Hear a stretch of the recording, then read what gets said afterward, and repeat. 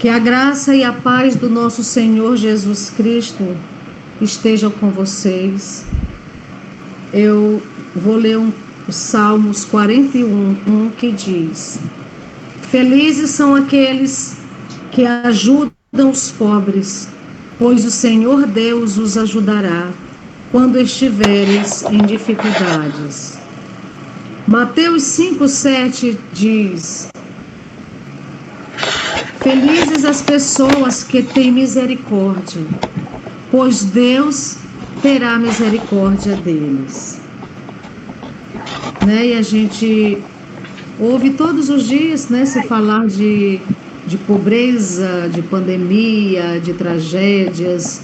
Todo tempo vai estar acontecendo algo que vai nos machucar, que vai nos causar espanto, que vai nos tirar o sossego e a paz por algum momento. Oremos. Senhor Deus e Pai, na caminhada da vida sempre é preciso parar um pouco para nos fortalecermos. Nossas vidas, Senhor, estão em Tuas mãos. Ensina-nos a não desanimar em meio às circunstâncias difíceis, em meio às dificuldades que se apresentam a nós.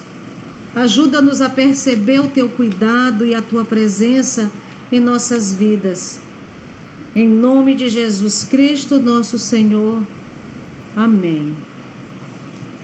Com estas palavras, o Tarcísio irá iniciar nosso encontro. Seja bem-vindo, Douglas, Antônio, Maria, Lavinha, todos que estão aqui nesta noite, estão aqui neste espaço. Obrigado, Ana Rosa. Boa noite a todos e todas. É uma alegria, mais uma vez, estar aqui conduzindo esse estudo, dando continuidade à nossa série. E hoje, assim, o nosso trabalho, a nossa tentativa hoje é de completar a questão do Antigo Testamento, de como no final do Antigo Testamento o povo de Israel via Deus, e passar para o Novo Testamento, certo? Então é uma tarefa assim, um pouco difícil, porque é um grande período de tempo.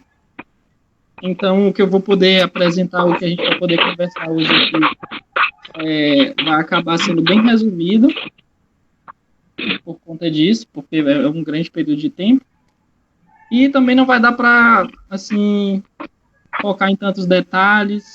Seria legal a gente ver principalmente sobre Jesus. Mas a gente vai tentar ver essa transição do final do Antigo Testamento, o período ali entre o Antigo e o Novo Testamento, e o período do Novo Testamento na atuação de Jesus. Então, no estudo passado, nós vimos mais ou menos ali o miolo de como era a adoração a Deus no Antigo Testamento. Tanto no reino de Israel, que ficava ao norte, como no reino de Judá, que ficava ao sul. Então, com a queda do reino do norte, o reino de Israel, para o Império Assírio, a igreja que vocês estudaram isso já detalhadamente, a queda, né, dos dois reinos, o reino do sul de Judá e a capital do reino do sul, que era Jerusalém, elas passaram a ter cada vez mais importância, já que não existia o reino do norte, o reino do sul passou então a ter uma importância ainda maior. Então é nesse contexto que surge um dos reis mais importantes da história bíblica, chamado rei Josias. A importância de Josias, ela se dá por causa da profunda reforma religiosa que Josias empreendeu em Judá, o que fez dele um dos reis favoritos dos escritores bíblicos do Antigo Testamento, de alguns livros do Antigo Testamento, especialmente o livro dos Reis e o livro das Crônicas. Os redatores desses livros assim, gostam muito do Josias. Então, por quê? Porque ele empreendeu essa reforma religiosa no reino de Judá. Então, é a partir do rei Josias que nós podemos datar a importância elevada de Jerusalém para o culto do Deus Yahvé, do Deus Javé. Então, é a partir de Josias que Jerusalém começa a ser assim, centralizada. E a partir dele também começa a haver uma importância daquilo que a gente chama de Torá, da lei, para nós cristãos, os 5 primeiros livros do Antigo Testamento, o Pentateuco.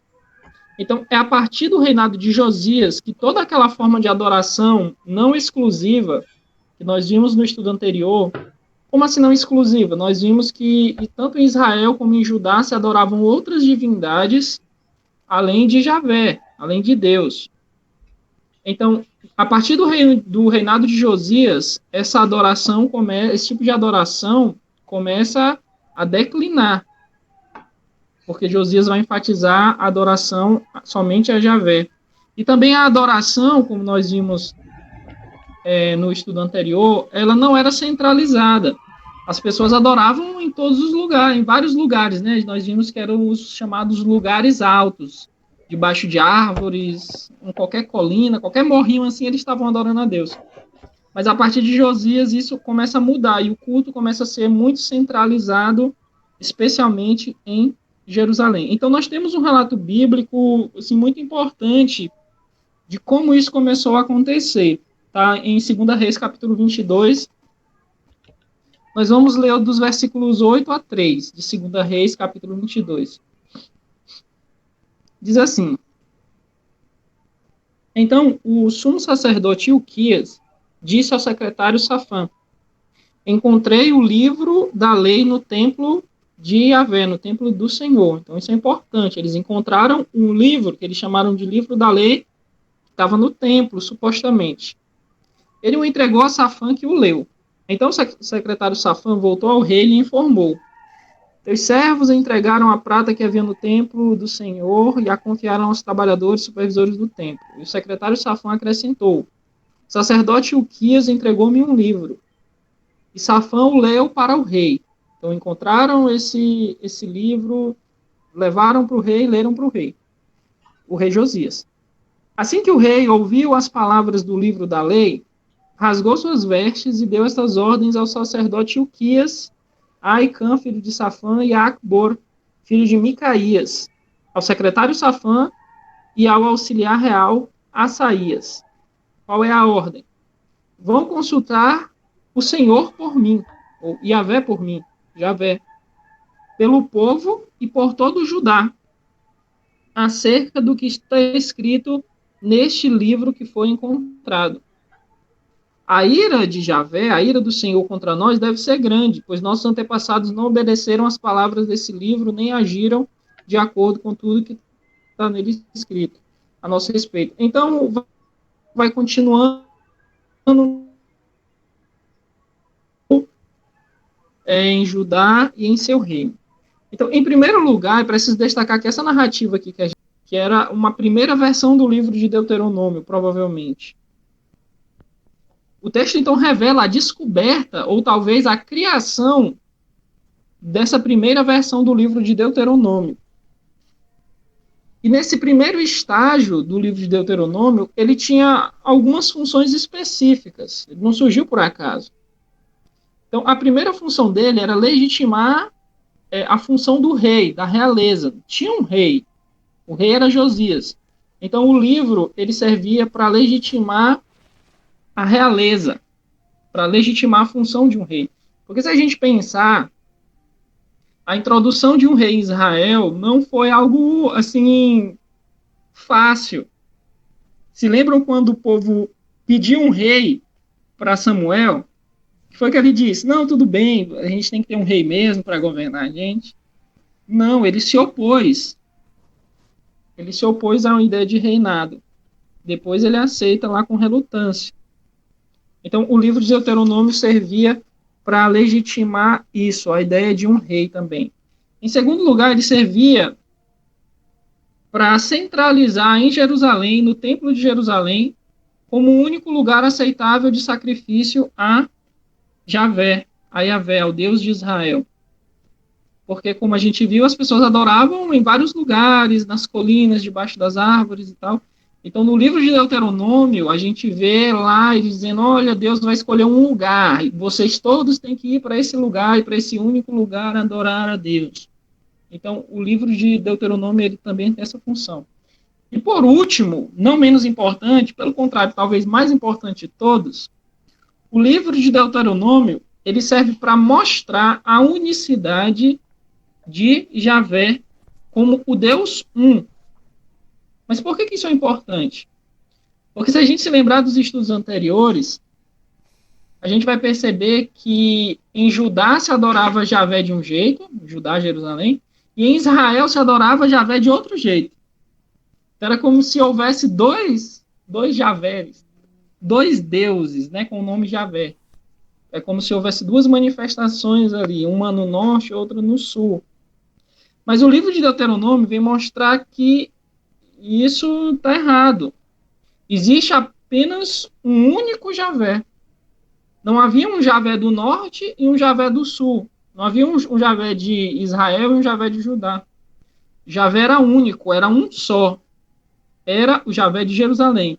Então aqui tem o versículo mais importante do Deuteronômio e talvez de toda a tradição do Antigo Testamento. Deuteronômio 6, capítulo 6, versículo 4. Ouça, ó Israel, o Senhor, nosso Deus, o Senhor é único. Ou o Senhor é um, ou um só. Certo? Então o que isso está querendo dizer? Está querendo dizer exatamente isso. Não havia um Javé no norte e outro no sul. Não, ele é um só, ele é único. Ele é o Javé de Jerusalém. Então, essa reforma empreendida por Josias ela é importante porque pavimenta o caminho para o desenvolvimento posterior da compreensão do povo sobre Deus, sobre Javé, que vai começar no cativeiro babilônico e no retorno desse exílio. A gente já viu isso na lição no estudo que eu dei sobre o exílio, a gente viu um pouco sobre isso. Então, do Deus um, o Deus um de Jerusalém, ele passa a ser o Deus único. Vê só como as coisas já estão muito próximas aí. Toda aquela confusão que a gente viu lá é até difícil de entender nos estudos passados, porque geralmente isso não é tão divulgado assim. Agora que as coisas já começam a acalmar nosso coração, né? Então eles já começam a entender primeiro que Deus é o Deus não é que ele está em Israel, no norte e no sul, em Israel e Judá. Ele é um só, ele é só daqui de Jerusalém. E desse pulo do gato aí de um para único, a coisa aconteceu também. Então por isso a importância dessa reforma de Josias que vai pavimentar o caminho para isso. Então do Deus um ele passa a ser o Deus único. Ou seja, o único Deus que existe. Isso fica claro no livro do profeta Isaías. Por exemplo, capítulo 44, versículos 1 a 6, de Isaías. Mas escuta agora, Jacó, meu servo, Israel, a quem escolhi. Assim diz Javé, o Senhor, aquele que o fez, que o formou no ventre e que o ajudará. Não tenha medo, ó Jacó, meu servo, Jerusalém, a quem escolhi. Jerusalém, que é um termo poético para Jerusalém. Pois derramarei água na terra sedenta e torrentes na terra seca. Derramarei meu espírito sobre a sua prole e minha bênção sobre os seus descendentes. Eles brotarão como relva nova, como salgueiros junto a regatos. Um dirá, pertenço ao Senhor. Outro chamará a si mesmo pelo nome de Jacó. Ainda outro escreverá em sua mão do Senhor e tomará para si o nome de Israel. Assim diz o Senhor, Rei de Israel, seu Redentor, o Senhor dos Exércitos. Eu sou o primeiro e o último. Além de mim, não há Deus. E um pouquinho à frente, no capítulo 45, versículos 5 e 6, ele diz, eu sou o Senhor e não há nenhum outro. Além de mim, não há Deus. Eu fortalecerei, ainda que você não tenha me admitido. De forma que do nascente ao poente todos saibam que não há ninguém além de mim. Eu sou o Senhor e não há nenhum outro. Então veja só como a evolução, veja só como aquela coisa que começou lá, você lembra dos primeiros estudos? O Deus dos midianitas, ao sul de Canaã, naquelas tribos, até o pastor Nelson explicou isso maravilhosamente melhor do que eu seria capaz um dia da minha vida de fazer no último estudo. Eu aprendi até mais com ele. ele explicou isso tão bem, assim. Veja só como a coisa foi evoluindo até chegar a esse ponto de que agora só existe um Deus, não existe vários deuses e Javé é um só entre eles, não. Agora, o profeta diz claramente, além de mim, não há outro. Além de mim, não há Deus. Ele é o único. Então, da afirmação de Deuteronômio de que há um só Javé, agora aqui em Isaías tem uma afirmação de que há um só Deus. Então, é a partir desse momento que nós temos o nascimento do monoteísmo clássico, tal como conhecemos. Ou seja, a existência de um único Deus, aquilo que a gente conhece. Só existe um Deus. Então, é a partir desse período que o povo percebe isso. É nesse período que há, então, a proibição da pronúncia do nome de Deus. Yahvé, o pastor Nelson explicou que a gente não sabe realmente como é. Certo? A gente usa Yahvé ou Javé só por convenção. Então, a partir desse período, há a proibição da pronúncia desse nome. E sua substituição na Bíblia hebraica por Adonai. E na tradução da Bíblia hebraica, do Antigo Testamento hebraico, para o grego, que é chamado Septuaginta, o nome de Deus em grego seria Kyrios. E ambos querem dizer Senhor. Então, quando a gente vai ler na nossa Bíblia hoje, não aparece mais esse negócio do nome de Deus, Javé, Yahvé, ou o tetragrama, YHWH, como o pastor Nelson explicou. Não é mais isso, é o quê? Senhor. Porque, afinal, se só existe um Deus, para que falar o nome dele? Convém, então, chamá-lo somente de Senhor. Então, é a partir daí que há esse entendimento. Só existe um Deus, não precisa mais pronunciar o nome dele, na verdade, não se pode, é um dos 10 mandamentos, não tomarás o nome dele em vão, entendido bem ao pé da letra, certo? Vamos chamá-lo somente de Adonai, de Kyrios, de Senhor, de Eterno, enfim, vamos usar aí adjetivos para ele. Então, a partir desse momento que nasce aí o monoteísmo clássico dentro do judaísmo que vai passar para nós. O judaísmo, e a partir desse tempo que vai começar também a nascer o judaísmo, certo? O judaísmo também começa a nascer como uma religião do livro. E 2 movimentos se destacam. O que é uma religião do livro? Que preza, né, pela sua escritura sagrada, pelo seu livro sagrado.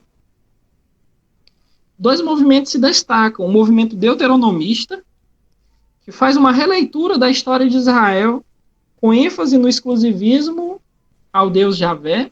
Então, nos estudos bíblicos, a gente chama da história deuteronomista, aquela que vai de Deuteronômio até 2 Reis. Parece que ela é toda contada de uma ótica, que vai favorecendo Davi e tal, aquela coisa toda. Dá-se passar uma régua ali bonito na história, porque ela foi contada a partir de um ponto de vista. Toda a história é contada a partir de um ponto de vista. Não é verdade? Se todos nós nos reuníssemos para contar aqui quem esteve presente no culto de domingo, lá da igreja, iam sair várias versões do mesmo culto, do que a pastora Franciele teria dito. Porque a gente ia contar a mesma história a partir das nossas próprias perspectivas. Então, a história ela não é neutra, certo? Toda a história é interpretação aí, né? Diriam alguns. Certo? Então, os deuteronomistas fazem isso. Então, eles dão ênfase a esse exclusivismo ao Deus Javé, também ao exclusivismo de Jerusalém e da dinastia de Davi. A gente vai vendo que Davi é colocado sempre favorecido, né? Assim, a dinastia de Davi. Certo? Então, além desse movimento deuteronomista, nós temos também o movimento sacerdotal, que era um movimento mais inclusivo, que via na existência de um único Deus a unicidade das outras divindades que eram adoradas pelos patriarcas, por exemplo. Então, nós vimos que os patriarcas adoraram as várias manifestações do Deus El. Não era Javé. Mas o meu sacerdotal disse, não importa qual é o nome, importa que era Deus. Afinal, o nome de Deus é Deus? É Deus, como é em alemão, pastor Franciele? Eu não sei como é que chama Deus em alemão. Gott. Poder... É Gott? É Deus? É Gott? É Deus, Gott. Mas qual é a pronúncia correta, né? Então, os sacerdotais eram assim, não importa se chama de El, de Got, de God, de Deus, não importa que é Deus. Então, eles já tinham mente mais aberta, a gente pudesse dizer assim, em certo sentido. Isso fica muito claro lá na redação. E a gente vê assim, não importa lá se Abraão chama El Shaddai, se Moisés está chamando Javé. A gente nem liga para isso, na verdade. A gente sabe que é Deus. Deus é Deus. A gente não se importa que Jesus não chame ele de Deus. Jesus chama de Pai. Então, os sacerdotais, parece que eles começam a perceber que não importa a pronúncia. Importa que é Deus. Por exemplo, Gênesis 1, que é um texto pensado e redigido no meio sacerdotal, fala de Deus com o termo Elohim, que é um termo, talvez aí, descaradamente ambíguo para falar de Deus. Porque Elohim pode significar tanto Deus no singular como deuses no plural. Então, Gênesis 1 fala de Deus como Elohim. Certo? Então, é como se eles estivessem unindo todas essas manifestações de Deus que foi tendo ao longo da história de Israel. Vamos colocar aqui sobre um termo que todo mundo entenda, Elohim.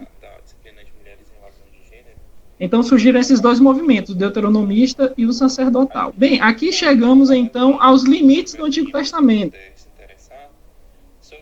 Entendendo a história do que se passou lá, como começou, como foi ali no miolo e agora no final, já com esse entendimento de Deus sendo um único Deus, só existe um Deus.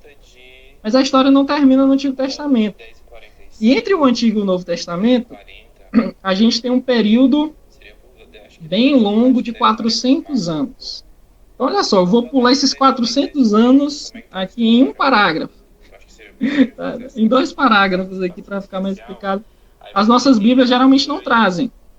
Quer dizer, não trazem. A Bíblia Católica ainda traz o livro dos Macabeus, que conta uma guerra que teve ali no meio disso tudo, e que é um livro assim, historicamente muito importante. Para nós não tem valor canônico, mas tem um valor histórico assim, fundamental para a gente entender o que acontece entre o Antigo e o Novo Testamento. Porque quando eu era novo convertido, aí eu li lá o Antigo Testamento todinho e passei para o Novo. E aí eu me perguntei, mas sim, quem é fariseu? Eu não tinha visto nada disso no Antigo Testamento. Lá não falava sobre fariseu, nem sobre saduceu. No Antigo Testamento não tinha ninguém chamado João, Pedro, Jesus.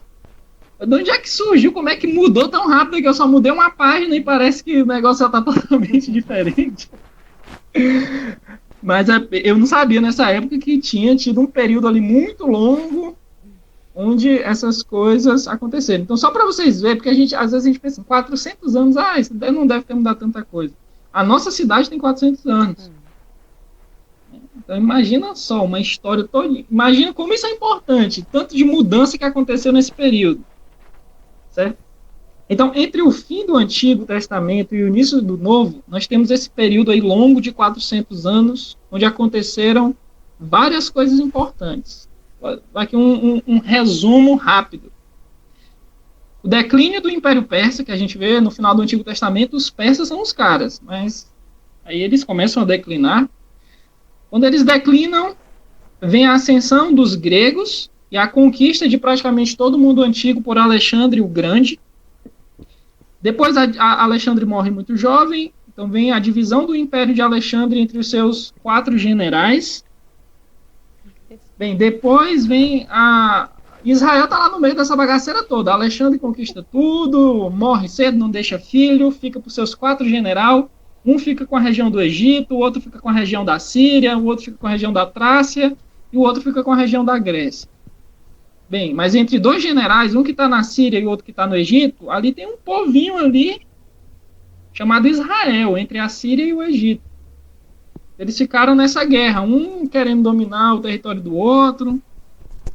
Bem, no norte, na Síria, surgiu então, depois de algum tempo, um rei chamado Antíoco Epifânio, e ele oprimiu assim, de modo muito severo os judeus. E é nesse tempo que irrompe a Guerra dos Macabeus. E aí tem aqueles 2 livrinhos, né? Primeiro e Segundo Macabeus, que contam a história dessa guerra que aconteceu. Os macabeus conseguem derrotar lá, conseguem a independência judaica, mas depois da independência judaica vem um outro povo chamado romano, né? Eu me perguntava, de onde é que vem os romanos? Aí, nesse livro mostra. Então, os romanos começam a aparecer no cenário mundial, os romanos começam a conquistar tudo, os romanos conquistam Jerusalém. Então, isso é um resumo do que acontece nesses 400 anos aí, entre o Antigo e o Novo Testamento.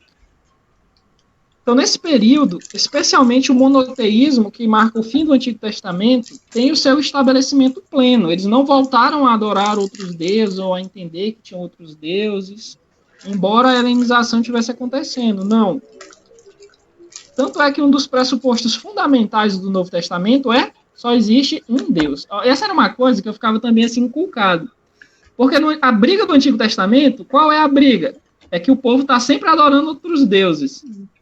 Quando tu chega no Novo Testamento, a briga não é mais essa. Não, beleza, a gente agora, depois de tanto sofrer, a gente entende agora que só existe um Deus. Bem, mas qual é a forma correta de adorar eles? Aí começa outro tipo de confusão. Mas o pressuposto está lá, só existe um Deus. Isso é inquestionável entre o povo judeu no Novo Testamento. Só que aí o judaísmo, o povo judeu se proliferou, né, se multiplicou em vários grupos depois da Guerra dos Macabeus. Cada um desses grupos tinha a sua própria interpretação e visão da Torá, da lei, né, que a gente chama de Pentateuco, os 5 primeiros livros do Antigo Testamento, e de todo o Antigo Testamento. Cada um desses tinha sua própria visão particular sobre Deus e sobre o mundo. Tem um filme de comédia chamado A Vida de Brian, se não me engano, do Monty Python. Eu acho que é assim. Eles eram, acho que um grupo de sketch da Inglaterra, sei lá. E eles fizeram um filme sobre isso. E o filme, assim, ele é um filme de comédia, aquele filme bonachão, sabe? É tudo muita loucura lá. Filme, assim, que só quer zoar com tudo. Mas tem uma coisa que eles mostram muito bem. Que o povo judeu estava muito multifacetado nessa época. Cada um tinha a sua própria visão de como era Deus, de como eram as coisas, e eles não abriam mão disso. Então, eles não se uniam em torno de um inimigo comum, por assim dizer. Estava tudo ali muito multifacetado. Cada um desses tinha sua própria visão, tinha sua própria interpretação, e eles iriam matar e morrer por causa disso. Então, são esses grupos que são dominantes na época de Jesus. E vemos Jesus entrar em conflito com vários deles em várias passagens dos evangelhos. Então, agora a gente vai passar para a parte dos evangelhos, para a parte de Jesus. Eu espero aí que vocês me perdoem por essa simplificação. Hoje vai ser tudo muito simplificado. Mas só para a gente ter uma visão geral de como as coisas vão acontecendo. No final do Antigo Testamento, então, eles entendem que há um só Deus. Só que o mundo começa a entrar num caos, é guerra para todo lado, cai o Império Persa, surge os gregos de Alexandre se dividem, eles são oprimidos, eles conseguem a independência, depois vem os romanos, essa coisa toda aí que a gente viu. Então, na época de Jesus, existem 3 grupos assim, maiores e tradicionais que dominam o ambiente religioso da época. Certo? São os essênios, os fariseus e os saduceus. Então, esses são grupos assim, muito importantes para a gente entender alguns dos conflitos que nós vemos nos evangelhos. Então, vamos ver cada um desses grupos, quem eles eram, como eles surgiram e algumas de suas crenças fundamentais. Eu espero que não esteja sendo muito confuso, gente. Depois, qualquer coisa no final do estudo, se as coisas estiverem muito confusas, vocês podem perguntarem. Que se eu souber, eu posso tentar explicar. Então, o primeiro grupo que a gente vai ver aqui são os essênios. Como esse grupo era um grupo que vivia no deserto, tá? Deserto da Judéia, como eles surgiram? Então, sempre tenham em mente a Guerra dos Macabeus, da qual eu falei para vocês. Esse é um evento muito importante. Então, eles surgiram através de um sacerdote que foi expulso do seu cargo. Então, havia um sacerdote, mas havia também um sumo sacerdote. Então, o sumo sacerdote desse período, um período ali antes da época de Jesus, o sumo sacerdote era um saduceu. Então, esse saduceu expulsou esse sacerdote lá do templo, e esse sacerdote se uniu a círculos fundamentalistas que já existiam em Israel e foram viver no deserto da Judeia. E fizeram dessa comunidade um templo que substituía o culto de Jerusalém, que aos seus olhos havia sido profanado. Então surge a partir desse sacerdote, ele se une com outros sacerdotes e círculos fundamentalistas que haviam em Israel, e eles olham para Jerusalém, para aquele culto e para tudo que estava acontecendo, e para os saduceus e para os fariseus, e dizem, não, isso aqui já se corrompeu totalmente. Está pior do que Brasília. O que é que a gente pode fazer no meio desse caos? Eles disseram, não, vamos para o deserto. Vamos morar no deserto, e lá que vai ser o nosso templo, a gente mora nas cavernas, isso aqui está tudo profano. Certo? Vamos para lá. Então, eles, como sacerdotes, tinham uma ênfase especial na pureza ritual. Porque o seu núcleo era composto de sacerdotes. Então, na visão deles, essa nova comunidade que eles fundaram no deserto, o culto que elas celebravam era celebrado junto com os anjos, certo? E tinha uma função expiatória para todo Israel. Então, eles pensavam assim, nós estamos aqui no estado de pureza, de purificação no deserto, tinham muita ênfase ritual, nos ritos de purificação, tanques de tomar banho, parece já uma coisa meio batismo que vai surgindo. E é engraçado que o cara que inventa o batismo também foi morar no deserto, né? Então, alguns dizem que o João Batista era um essênio. Por quê? Porque foi basicamente o que ele foi. Era de família sacerdotal, os pais deles eram sacerdotes, a gente não sabe, mas diz que ele foi morar no deserto e depois ele aparece batizando o povo. Uma ênfase na pureza ritual. Então, algumas características dele são extremamente parecidas com esse grupo chamado essênios. Então, eles pensavam, bem, aquilo que a gente faz aqui serve para perdoar o pecado daqueles que estão lá. A gente está expiando o pecado deles. Não tem isso que a gente diz que Jesus expiou os nossos pecados, perdoou os nossos pecados na cruz? Então, eles entendiam que aquela vida ascética que eles estavam vivendo no deserto, tudo aquilo estava expiando o pecado de todo Israel. Suas crenças principais são determinismo. Tudo era determinado por Deus. Então, eles acreditavam nisso, né? Predestinação, são os calvinistas antes de Calvino. Né? São mais calvinistas que Calvino. Tudo está predeterminado, certo? Então, eles acreditavam nisso, tudo está predeterminado por Deus. Imortalidade da alma. Eles acreditavam que, liberto do corpo, as pessoas boas desfrutariam uma vida de alegria, enquanto os maus receberiam o castigo após a morte. Então, acreditavam na vida após a morte. Mas eles também tinham uma literatura secreta, possuíam escritos secretos e ocupavam-se com os escritos dos antigos. Inclusive, um dos achados arqueológicos mais importantes do século passado foi dos escritos dos essênios, os chamados escritos do Mar Morto, que ajudam, assim, muito a entender o período do Novo Testamento, a entender Jesus, a entender Paulo. Muita coisa aí se descobriu a partir dos escritos dos essênios. Eles tinham um rolo de Isaías quase inteiro preservado, do livro do profeta Isaías, muitos textos do Antigo Testamento, muitos textos apocalípticos. Então, isso foi muito importante quando descobriram esses escritos lá no Mar Morto, no deserto, que provavelmente era dos essênios. Então, eles também tinham a ideia de que a comunidade que eles tinham era ideal e separada. Eles viviam, então, uma comunidade modelo, dividindo os bens, dividiam tudo entre si, não tinha, sabe, não era posse, eles viviam no deserto dentro de cavernas, certo? Então, tudo que eles tinham ali era dividido e tal, e grande parte era celibatário, tá? Então, essa é mais ou menos a visão geral dos essênios. Segundo lugar, os saduceus. Então, nessa época também ali, pós Guerra dos Macabeus, alguns sacerdotes conservadores abandonaram o templo de Jerusalém por causa da influência grega que a cidade estava passando. Alexandre o Grande dominou todo o mundo. E Alexandre era um macedônio, uma região da Grécia. certo? Então, o mundo foi helenizado. Assim como hoje nós temos a influência americana sobre todo o mundo, porque os Estados Unidos é a maior potência, então, hoje a gente já tem não sei quantas mil palavras em inglês aqui no nosso idioma, certo? E a influência da cultura americana no nosso modo de vida, certo? Por que pessoas no Brasil, no Maranhão, em São Luís, usam terno para ir para uma igreja que não tem ar-condicionado? Porque não tem outra explicação lógica a não ser a influência de uma outra cultura. Lá é frio, lá faz sentido a pessoa usar um terno. Aqui não faz, aqui a gente tem que andar de chinelo mesmo.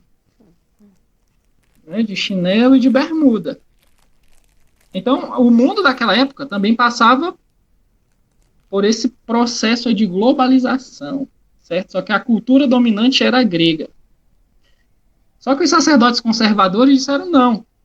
Isso aqui não, esse negócio de influência chinesa aqui pra gente, não. Isso aqui não dá certo. Então, lá ficaram só os sacerdotes que defendiam essa reforma, essa influência helenística de forma moderada, apoiados por um rei judeu chamado João Hircano. Esse João Hircano tentou unificar toda a nação judaica. Ele conquistou a cidade de Samaria, por exemplo, destruiu o templo dos samaritanos. Disse, não, agora vai ser só um povo. E mandou circuncidar todos os edomitas também. Então, ele queria se unificar toda a nação judaica.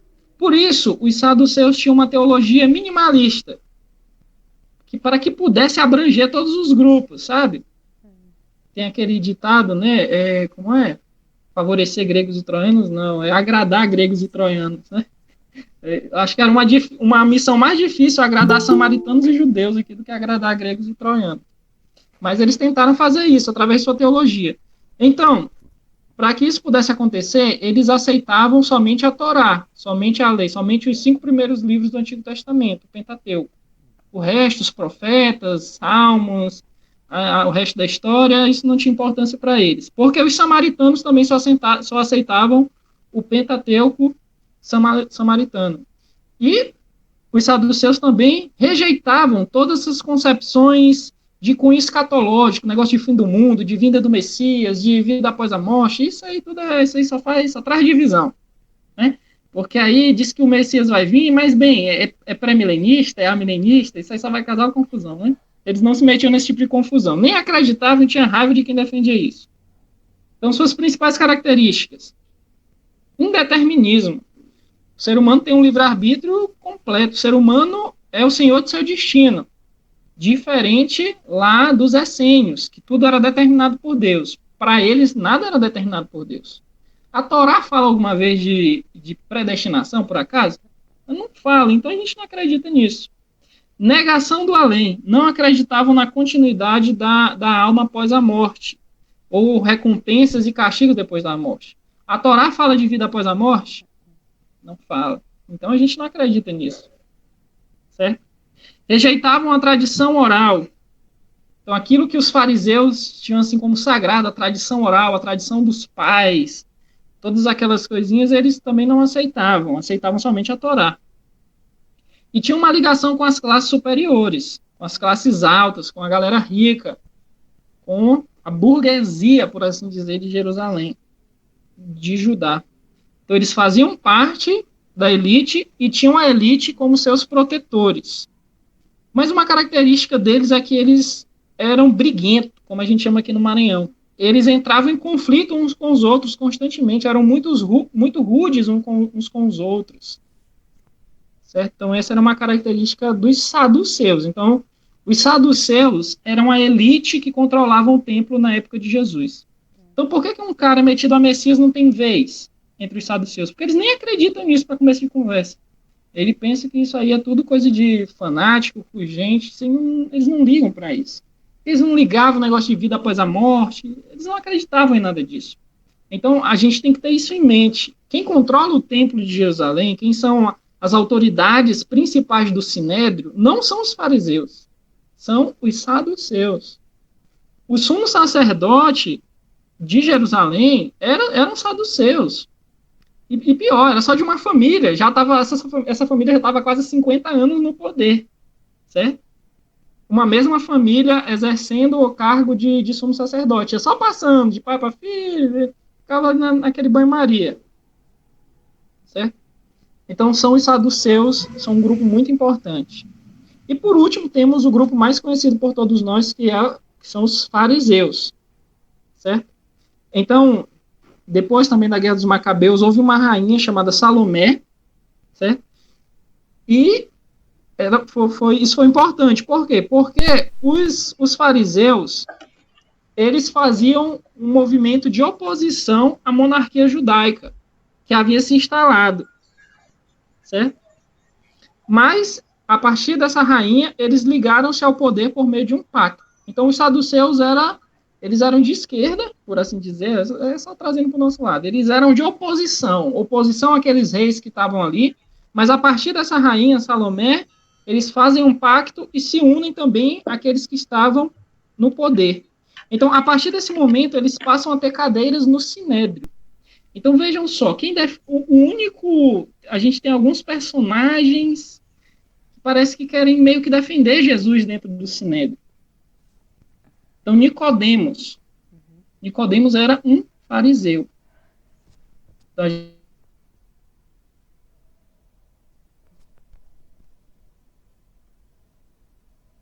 José de Arimateia, que, se não me engano, também era membro do Sinédrio.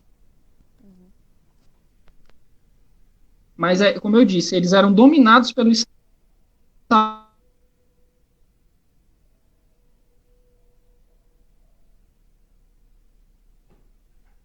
fariseus, porque o Herodes não gostava dos saduceus. Quais são as características dos saduceus? Eles acreditavam no sinergismo. Deus e o homem atuam conjuntamente. Então, se a gente lembrar dos essênios, tudo é determinado por Deus. Os saduceus, nada é determinado por Deus. O ser humano está livre para fazer o que quiser. Livre-arbítrio, senhor do seu arbítrio. E os fariseus eram meio termo. Deus coopera com o homem. Acreditava na ressurreição dos justos.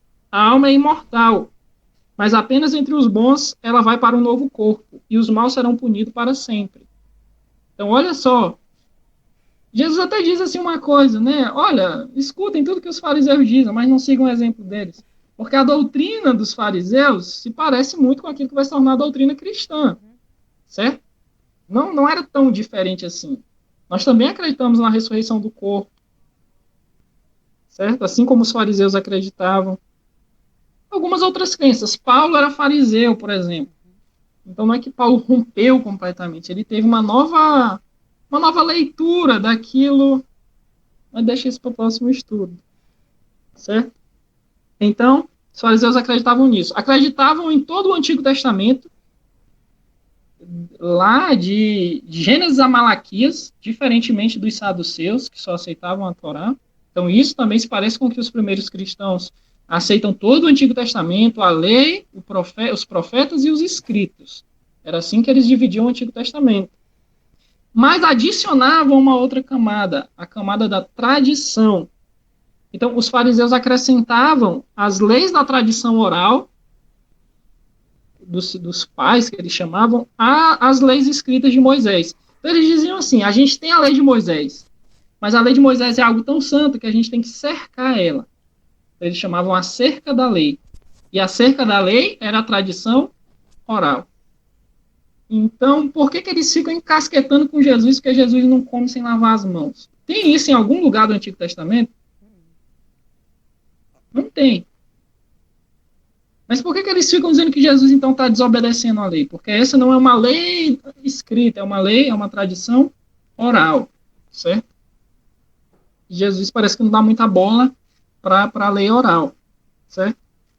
Pelo contrário, Jesus dá cada cutucada neles, Jesus, olha, por causa da tradição de vocês, vocês anulam a verdadeira lei de Moisés. Então, olha só, isso que vocês estão dizendo que cerca a lei, que protege a lei, na verdade faz com que vocês cancelem a lei. Ele dá alguns exemplos. Tem um exemplo lá clássico dos fariseus, que para não ajudar os seus pais, já idosos, diziam, não, todo o dinheiro que eu tenho eu dou como oferta. Eu sou tão crente e eu dou como oferta no templo. E aí Jesus diz, olha, isso é a tradição oral de vocês. Mas vocês vê que essa tradição oral está fazendo com que vocês desobedeçam a lei de Moisés, porque a lei de Moisés diz, maldito aquele que foi desobediente aos pais, né, que não honraram os seus pais. Então essa era uma característica dos fariseus. Os fariseus também tinham uma proximidade um pouco maior com as classes inferiores, diferentemente dos saduceus. Então eles dão a sua lei para o povo, e parece que boa camada da população, principalmente ali na Judéia, segue os fariseus. E o princípio de autoridade. Eles honravam os antigos e apreciavam a harmonia entre si. Então, por mais que um fariseu tivesse uma interpretação diferente de outro fariseu, eles não brigavam entre si. Certo? Por isso que é historicamente mais plausível que os saduceus condenaram Jesus à morte do que os fariseus. Porque os próprios fariseus já tinham passado por uma experiência traumática de crucificação, onde, se não me engano, 500 deles foram crucificados de uma vez só. Então, assim, é algo historicamente muito improvável que os fariseus aprovassem a crucificação de um irmão seu judeu, por mais diferente deles que ele fosse, certo? Porque, bem, não era do feitio deles, era do feitio dos saduceus fazer esse tipo de sacanagem. Certo?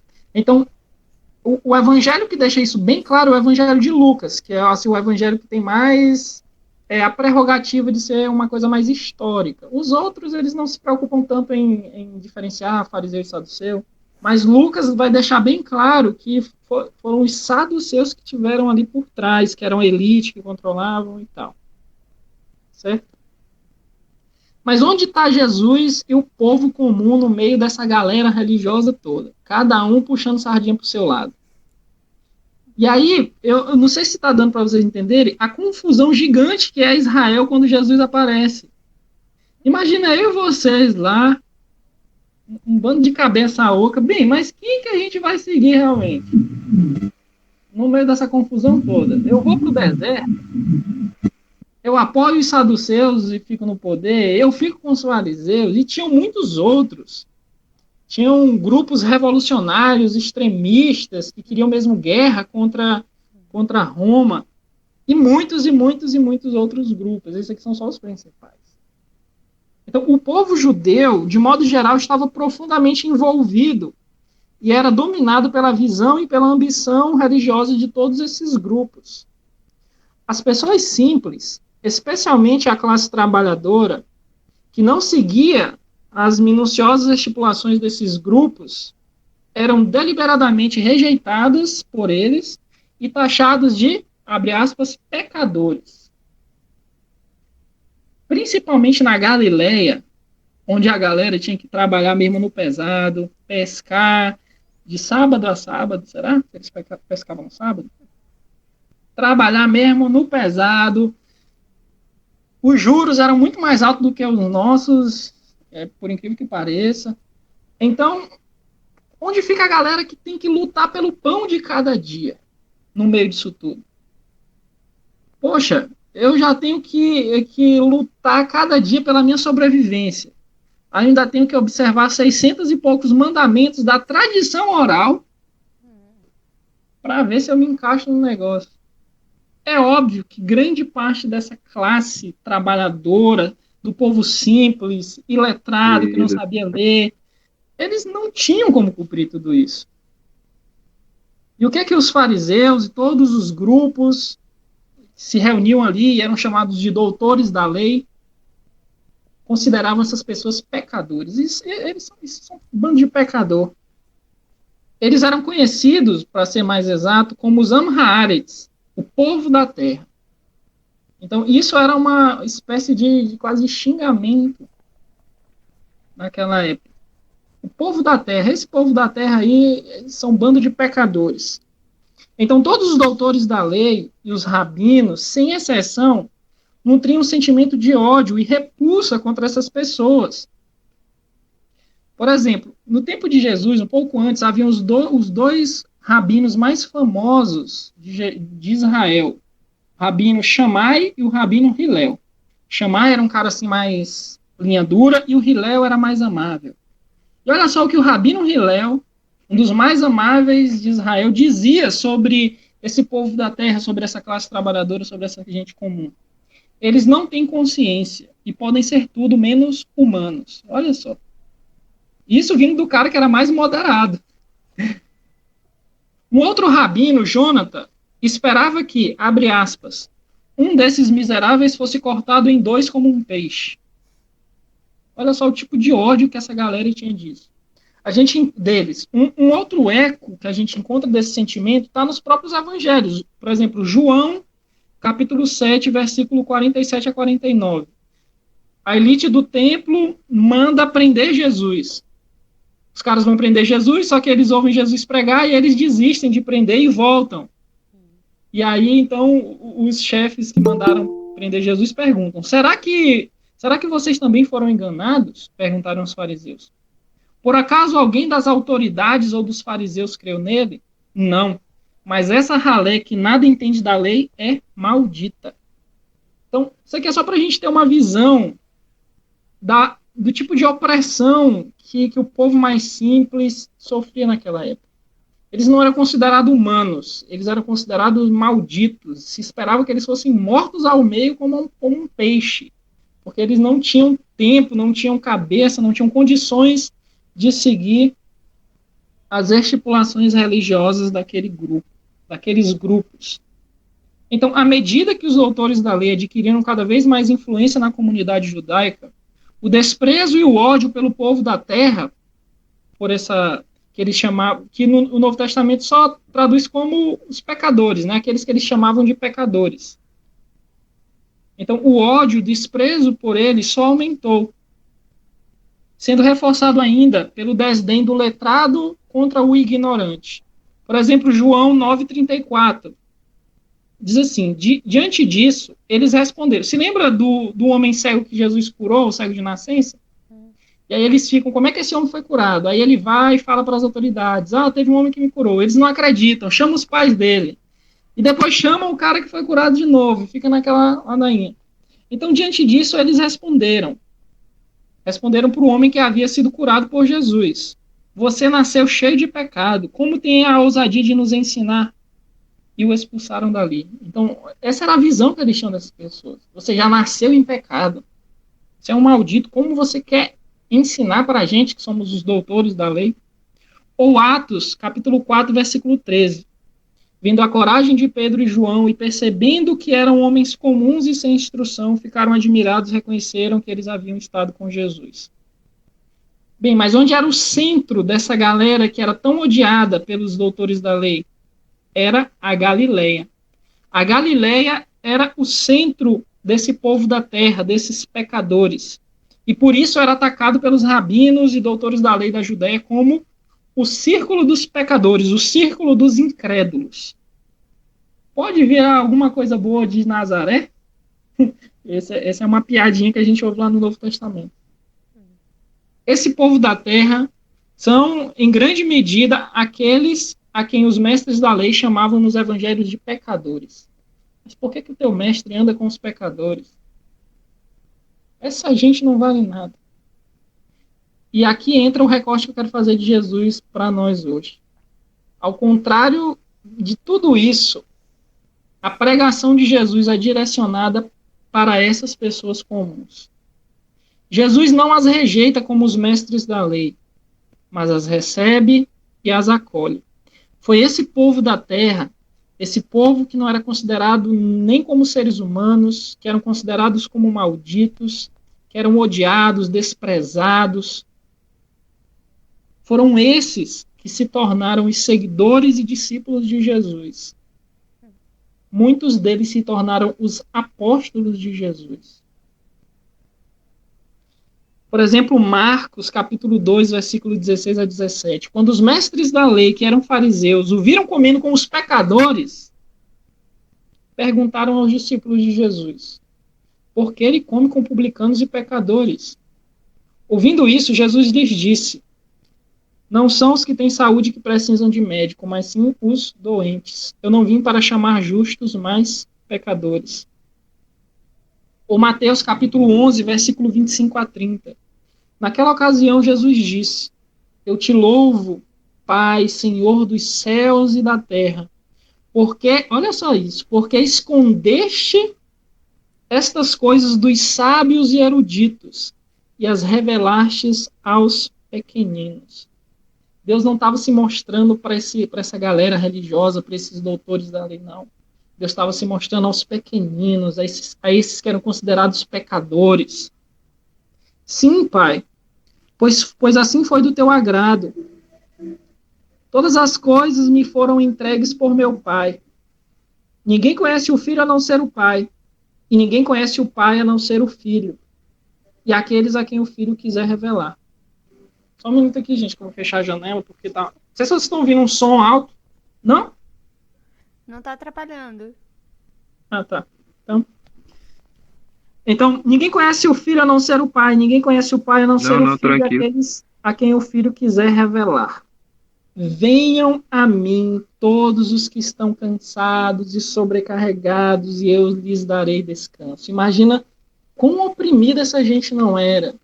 Já não bastava toda a carga de trabalho exaustivo, de ter que trabalhar. Não sei se vocês sabiam, mas eles só tinham 2 refeições por dia. E eles comiam basicamente pão feito de cevada. Pão feito de trigo era só para os ricos. Então eles comiam logo de manhã cedo, quando eles saíam para o serviço, e só comiam outro pedaço de pão quando voltavam à tarde. É desse tipo de gente. E aí ainda ser taxado de pecador, tu vai ser castigado por Deus, tu vai para o inferno. Era isso que os fariseus diziam. Os saduceus, esses mesmos, nem olhavam na cara dessa galera. Mas Jesus não diz isso. Jesus diz: venham a mim, todos os que estão cansados e sobrecarregados, e eu lhes darei descanso. Tomem sobre vocês o meu jugo e aprendam de mim, pois sou manso e humilde de coração, e vocês encontrarão descanso para as suas almas. Jesus estava oferecendo descanso. Descanso. Pois, diferentemente do jugo dos fariseus, dos saduceus, dos essênios, de toda essa confusão, o meu jugo é suave e o meu fardo é leve. E Jesus é ainda mais enfático. Mateus 21, 31. Jesus lhes disse: digo-lhes a verdade, os publicanos e as prostitutas estão entrando antes de vocês, ou seja, dos religiosos, estão entrando antes de vocês no reino de Deus. Então, eu creio que esse é um recorde. E a gente poderia ficar pensando versículos a noite inteira de Jesus chamando, de Jesus acolhendo essas pessoas que eram oprimidas. Mas eu creio que o ponto já foi fixado. Para Jesus, o que importava não era a pureza ritual, saber a lei oral, a tradição oral, cumprir todos os mandamentos de Moisés. Não. Para Jesus, o que importava era a misericórdia. Jesus falou para os fariseus: aprendam o que significa. Quero misericórdia e não sacrifícios.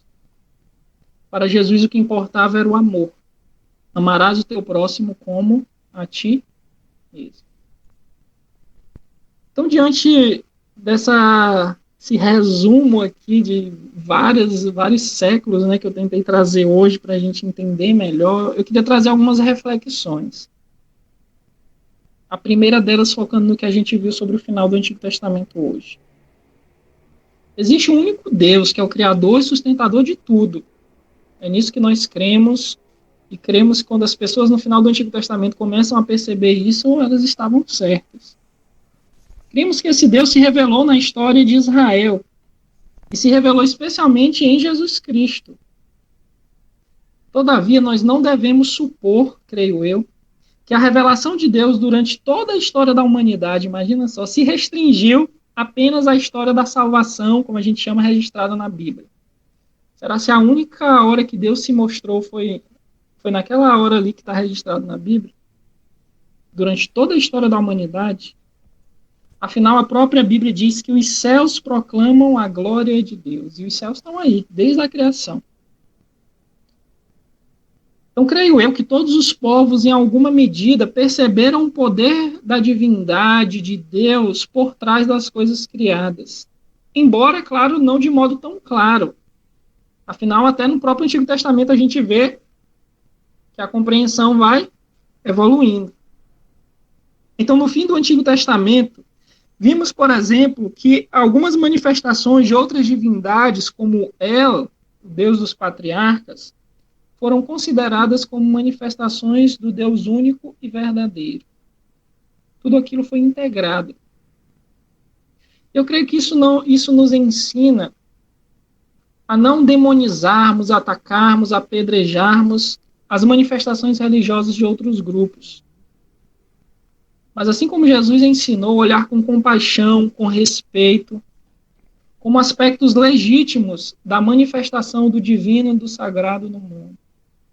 Gente, é muito triste quando pessoas, eu falo aqui no nosso próprio contexto de Brasil, tem o seu lugar de culto, de expressão de fé, atacado, apedrejado, quando essas pessoas são demonizadas, certo?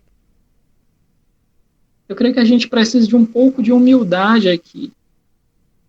Porque, afinal de contas, qual de nós conhece plenamente a Deus? Eu creio que quando, no final do Antigo Testamento, eles percebem que as manifestações de ela, tudo bem, eles chamavam de outro nome, era Deus, eu acho que isso nos ensina uma lição muito importante. Sobre antes de dar um passo à frente para julgar, dar 2 passos atrás para respeitar. Eu creio que a gente não deve estar conduzindo a multidão que grita crucifica, crucifica, quando alguma coisa é estranha demais para nós. Afinal, quem esperaria que Deus iria se encarnar? Mas ele o fez. Então, acho que isso nos ensina algo muito importante sobre isso. A respeitar a manifestação de fé das outras pessoas. E talvez até aprender. Mas por que eles enfatizam tanto tal aspecto e nós não? Segundo lugar, aqui já entre Jesus e aqueles grupos da época dele. Os saduceus ensinavam que essa vida acabava aqui. Acho que é por isso que eles gostavam tanto de dinheiro. Né? Se é tudo aqui, então eles queriam estar lá na elite. Mas Jesus não ensina isso. Jesus ensina que há um reino esperando por nós. A esperança cristã é de que há um significado maior nessa vida. Jesus mesmo disse, eu estou indo, mas eu estou indo preparar um reino para vocês. Eu acho que para nós cristãos não tem como a gente olhar para o caos que é esse mundo e não ter a esperança de que um dia Deus vai organizar tudo isso. Quando a gente vê pessoas morrendo de fome e percebe que aquilo é ruim, e que um dia Deus vai colocar isso em ordem, que um dia não vai ser mais assim. E eu creio que Jesus nos ensina isso. Jesus nos ensinou a vida eterna, e a vida eterna não é a vida, simplesmente a vida após a morte. É a vida do eterno aqui e agora. A vida eterna começa aqui e agora. E a vida do eterno é comunhão com o eterno, é comunhão com Deus, é comunhão com sua criação. Isso nos chama a nossa responsabilidade como cristãos. Antigamente eu pensava que vida eterna era viver como uma alma penada no céu tocando harpa. Mas não é disso que Jesus Cristo está falando, não é isso que ele está propondo. Ele está propondo uma vida eterna aqui e agora. A vida do eterno, a vida de Deus em nós.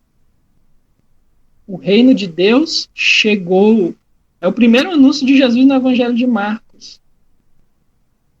Não vai ser lá num final escatológico, aquele negócio do já e ainda não da teologia, que a gente mata tanta cabeça para entender.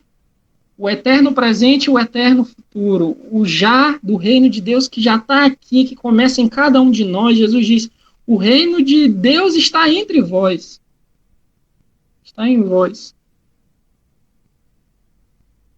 Essa vida não é um mero acaso sem propósito, mas tem um significado que é encontrado em Deus, em comunhão com Deus, na vida com o eterno. Eu acho que isso é algo que pode ser falado de tantas formas diferentes, até mesmo para pessoas que não são religiosas, sabe? Porque é claro que a proposta de Jesus não é só para os cristãos, é para toda a humanidade. Mas, enfim, são só lampejos aqui para que a gente fique pensando, para nos inspirar. Nada melhor do que a inspiração. Né? Não é para que aqui chegamos a verdades absolutas, mas que sejamos inspirados pelo reino de Deus. E, por último, a mensagem de Jesus também faz oposição não só aos saduceus, mas também aos essênios e aos fariseus.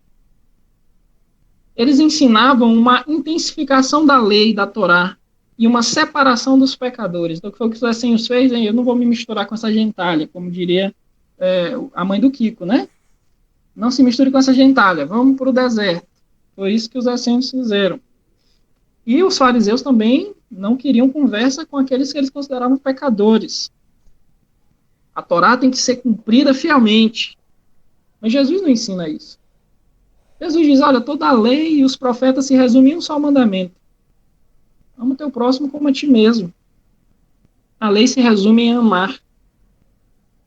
Jesus não prega uma exclusão dos pecadores, mas os acolhe.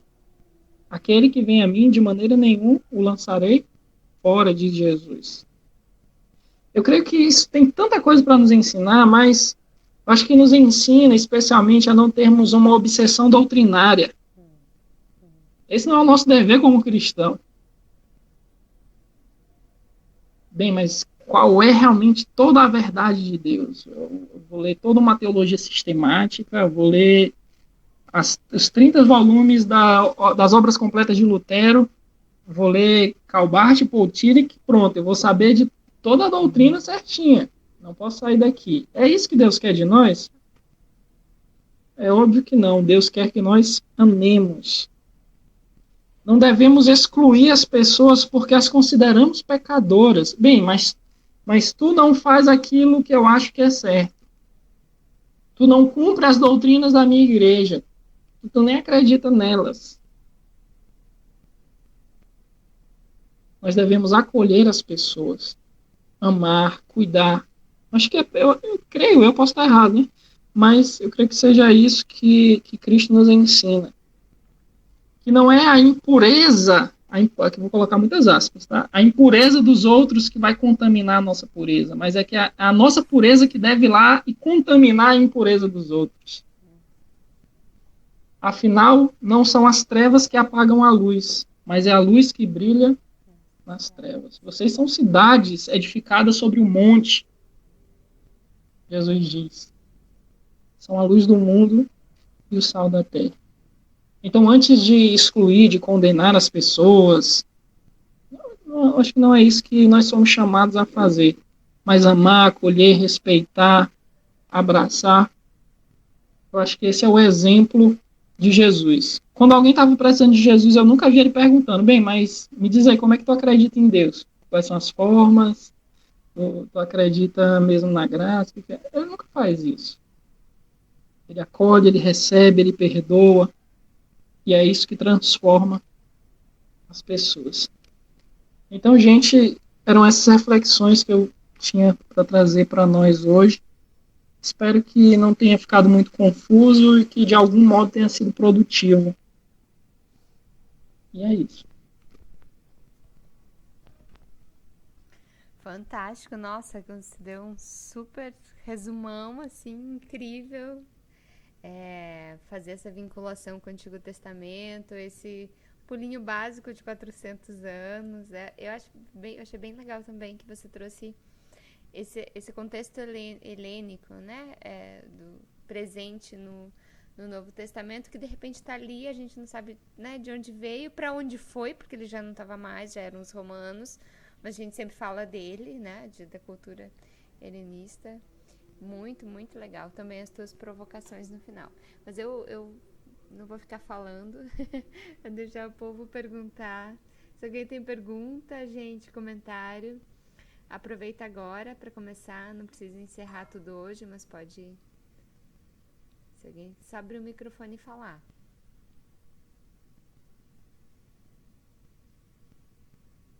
Enquanto o povo fica aí no esquenta, você falando sobre os grupos, tá dando para ouvir bem? Você falando sobre os grupos, eu fiquei lembrando da gente hoje, assim, de um bando de crente hoje brigando entre si, né? Vendo quem é mais puro. Aí a gente tem essênios hoje ainda, né? Assim, baluartes da pureza bíblica, de vida. A gente tem também, né, os nossos saduceus que só pensa no dinheiro, tá lá, né, no topo, só com quem tem poder, e, né, tentando o mais importante da teologia, a gente nem entra muito aí, né? E eu fiquei pensando que a gente que tá mais no meio, né, assim como na nossa confessionalidade, na nossa forma de viver a fé, como a gente tem que tomar cuidado também para não ser extremista e fazer essa separação, né, de quem tá certo e de quem tá errado, e olhar, voltar sempre para o Cristo, né, voltar sempre para Jesus e nos inspirar sempre de novo, sermos inspirados sempre de novo pela sua ação, pela sua fé, pela sua leitura de mundo, pelos seus ensinamentos. Mas isso foi só esquenta, gente. Então, a senhora falou aí, já pra gente ir conversando, tem um bate-papo aqui, não é que, só para deixar claro, não é que tipo, doutrina, essas coisas são ruins, elas são meios que nos ajudam a caminhar com Deus, são importantes. Mas quando elas se tornam armas nas nossas mãos para atirar contra os outros, aí é que é errado. A gente vê Paulo ensinando doutrina, João, então isso não é que seja ruim, né? Claro que não. A gente vai para a igreja que a gente tem mais afinidade doutrinária, claro, não é? Ninguém vai ficar numa igreja onde não crê na doutrina que está ali. Mas justamente por isso, porque aquilo está te ajudando a ter comunhão com Deus, a ter comunhão com as pessoas, está te ajudando a se aproximar das pessoas, a amar elas.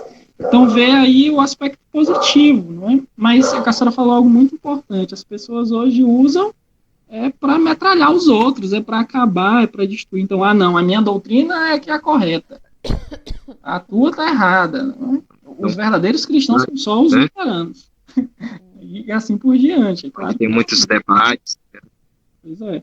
Meu Deus.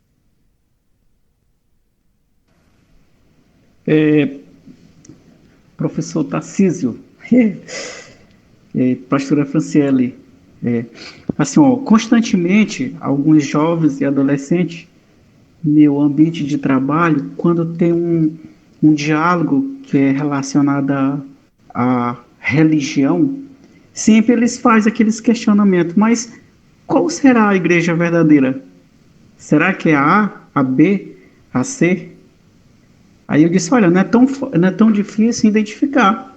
Toda aquela que segue os princípios, o amor de Cristo, eu creio que está no meio. Não importa se é A e B, mas se todos seguem o mesmo ensinamento de Cristo, não é tão difícil identificar. Agora, cabe você querer seguir esse caminho. Infelizmente, o que nós vimos hoje, e não é de hoje, que foi bem visto agora mesmo, eles usam alguns momentos religião para dividir pessoas, dividir classe, e isso é triste. Mas quem somos nós para julgá-lo?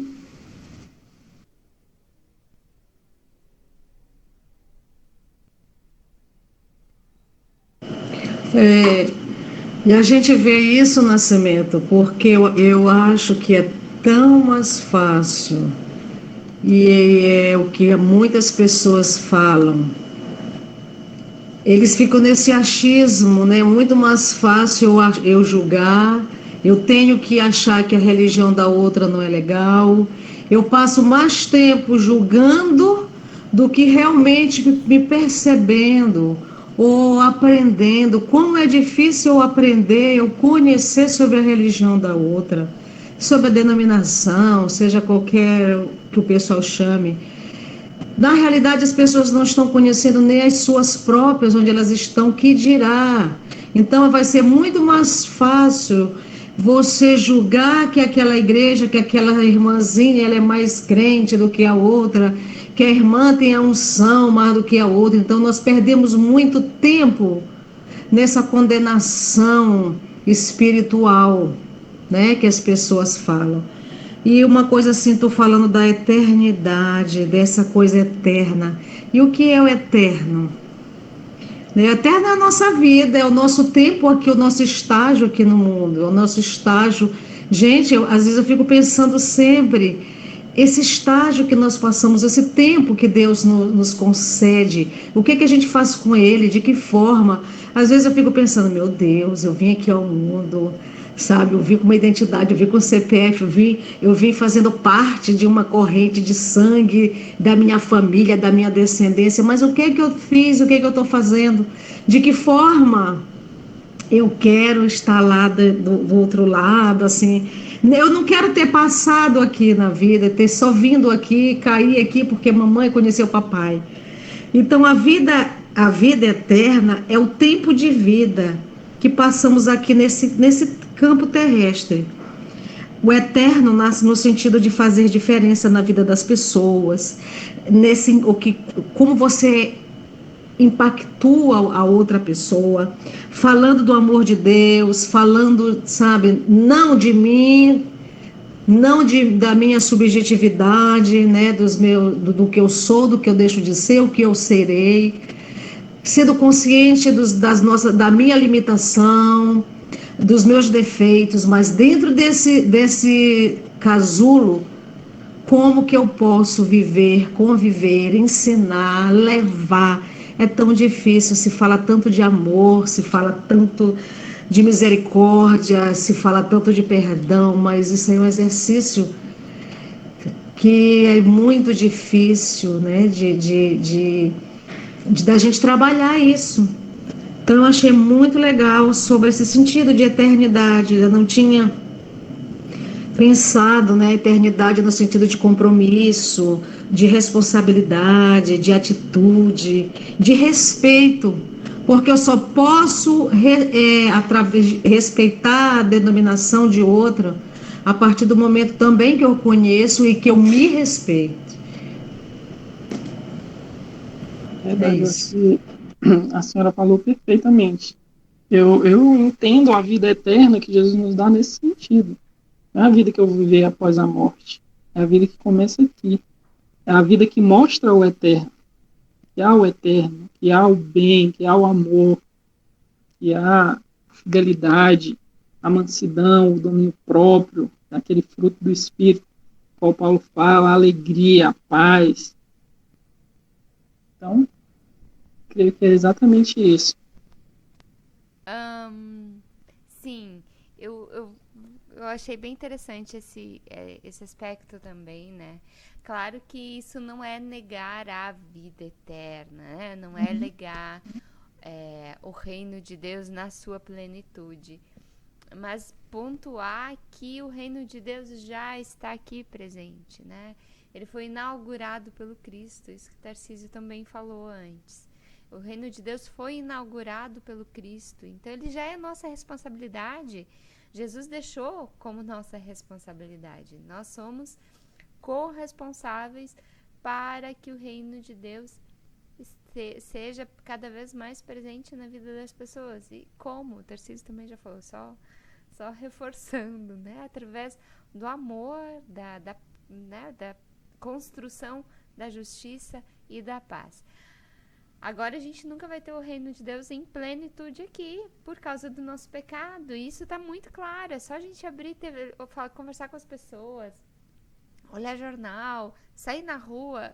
a gente vai ver que o reino de Deus não está em plenitude aqui por causa do nosso pecado, como consequência toda a maldade que a gente vê, toda a corrupção que a gente vê, né? Todas as injustiças que a gente vê e experimenta nos nossos próprios corpos, nas nossas vidas, nas nossas famílias, né? Mas sim, nós somos corresponsáveis para que o reino de Deus seja cada vez mais forte aqui. Esse foi ninguém mais, ninguém menos do que o próprio Jesus nos deu essa tarefa, né? Vão lá e sejam essa cidade edificada sobre um monte, né? Vocês receberam a luz, coloquem no lugar visível, né? Gostei muito dessa tua pontuação, do Tarcísio.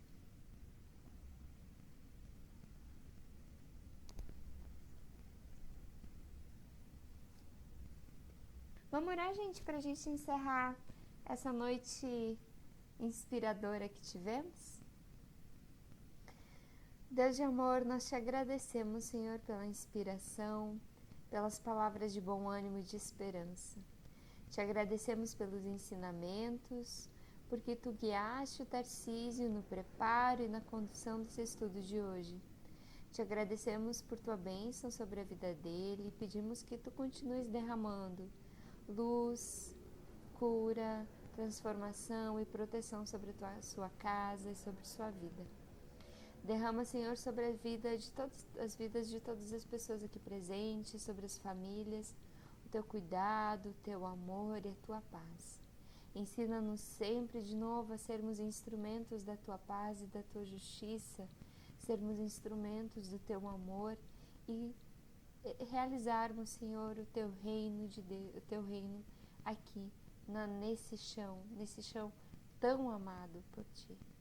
Inspira-nos e dá-nos uma noite de descanso tranquila e inspiradora. Por teu Filho amado, nosso Senhor e Salvador nosso. Amém. Boa noite, gente querida. Bom descanso.